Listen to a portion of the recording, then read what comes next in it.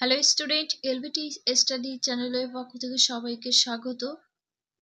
2025-এ প্রথম পর্যায়ক্রমিক মূল্যায়নপত্র দ্বিতীয় শ্রেণী গণিত বিষয়ে তোমাদের কেমন ধরনের প্রশ্ন আসতে পারে সেগুলো নিয়ে আমি আলোচনা করব। এই প্রশ্নপত্রটি CCES পদ্ধতি অনুসরণ করে করা হয়েছে হলিস্টিক প্যাটার্নে। 20 নাম্বার থাকবে, সময় থাকবে 40 মিনিট। নাম লিখবে এবং রোল নাম্বার, বিদ্যালয়ের নাম। একের দাগে ছবি দেখে ফাঁকা ঘরে ঠিক মতো সংখ্যা লেখো। এখানে তোমরা 4 নাম্বার পেয়ে যাবে। এখান থেকে নাম্বার নিয়ে পরপর লিখতে হবে। দেখো এই চিহ্নগুলো দেখতে হবে, এটা কিন্তু লেস দ্যান, ছোট থেকে বড় লিখবে। সবার ছোট 23, 23-এর ছোট 40, 40-এর ছোট 59, 59-এর ছোট হচ্ছে 86, তারপরে 98। তাহলে 23, 40, 59, 86, 98। দুয়ে ছবি দেখে ফাঁকা ঘরে ঠিক মতো ভর্তি করো। এখানেও 4 নাম্বার থাকছে। এই ছবিগুলো দেখে এখানে ঠিক মতো ঘরটা পূরণ করতে হবে। কয়ে রয়েছে দেখো, এখানে কিন্তু এটা 4টি বাহু আছে আর এটা 6টি, তা ষষ্ঠীভুজ আর ত্রিভুজ। তাহলে প্রথমে আছে 6টি বাহুর ত্রিভুজ আর চতুর্থ বাহুর ত্রিভুজ, তারপরে আবার 6টি বাহুর ত্রিভুজ আর চতুর্থ বাহুর ত্রিভুজ। তাহলে এরপরে কোনটা হবে? 6টি বাহুর ত্রিভুজ। এখানে এটা আঁকতে হবে পরপর, কোনটার পর কোনটা। ক্ষয়ের দাগে কি রয়েছে? ত্রিভুজ আছে, বৃত্ত আছে, আবার দুটো বৃত্ত আরেকটা ত্রিভুজ, তারপরে এরপরে কি হবে? দুটো ত্রিভুজ হবে।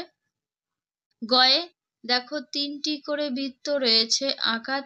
এখানে দেখতে হবে যে এটা কিন্তু উপরের দিকে একটা আছে, আবার এটা নিচের দিকে আছে, এটা উপরের দিকে আছে, এটা নিচের দিকে আছে, গোল। তারপরে এরপরে কোনটা হবে? একটা গোল, দুটো নিচে গোল, এটা হবে। ঘয়ে কি আছে? একটা বৃত্ত, তার মাঝখানে ত্রিভুজ, তারপরে বৃত্ত, উপরে ত্রিভুজ, এটা মাঝখানে বৃত্ত, উপরে ত্রিভুজ।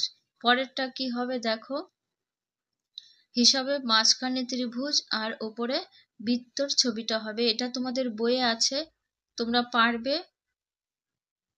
3-এর দাগে রয়েছে নিচের ফাঁকা ঘরে পূরণবাচক সংখ্যা লেখো। এখানে 4 নাম্বার থাকছে। কয়ে কি রয়েছে? পঞ্চম, তাহলে পঞ্চমের পূরণবাচক হবে 5 লিখে ম। ক্ষয়ে কি আছে?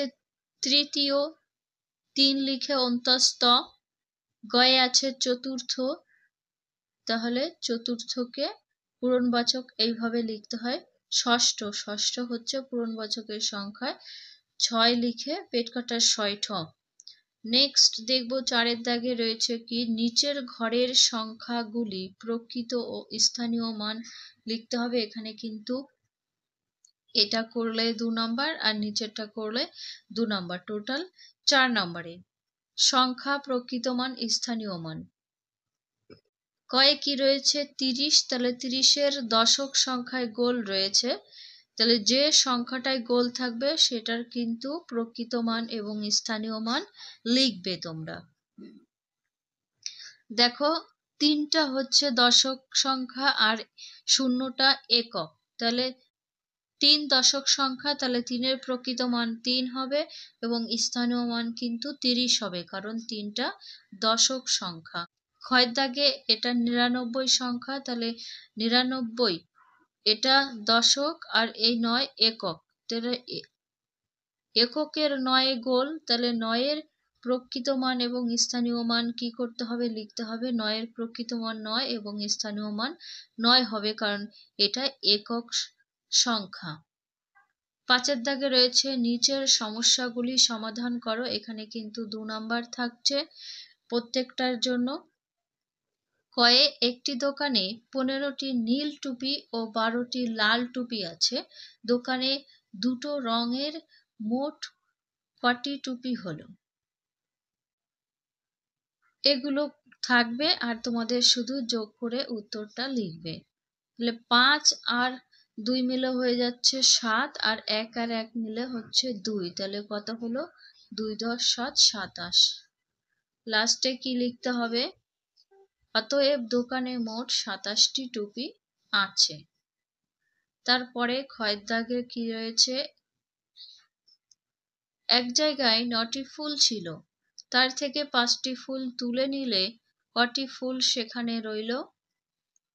এটা কিন্তু বিয়োগ দেখাচ্ছে, কারণ 9টির থেকে 5টি তুলে নেওয়া হলো, কমে গেল। তো 9 থেকে যদি 5 বিয়োগ করা হয়, তোমরা 9টা দাগ টানবে।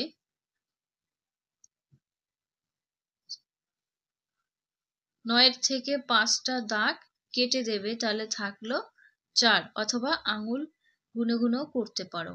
এখানে উত্তর কিন্তু 4 হবে। তারপরে কি আছে, অতএব সেখানে 4টি ফুল রইল। উত্তর কি হবে? 4টি ফুল রইল। এই পর্যন্ত ভিডিও শেষ করলাম। ভিডিও ভালো লাগলে লাইক করো এবং তোমার ছোট্ট ছোট্ট বন্ধুদের কাছে ভিডিওটি শেয়ার করে দিও। আজকে যারা ভিডিওটি দেখছো, তোমাদের এই ভিডিওর প্রশ্নগুলো পরীক্ষায় কমন আসে কিনা সেটা আমাকে কমেন্ট বক্সে জানিয়ে দিও।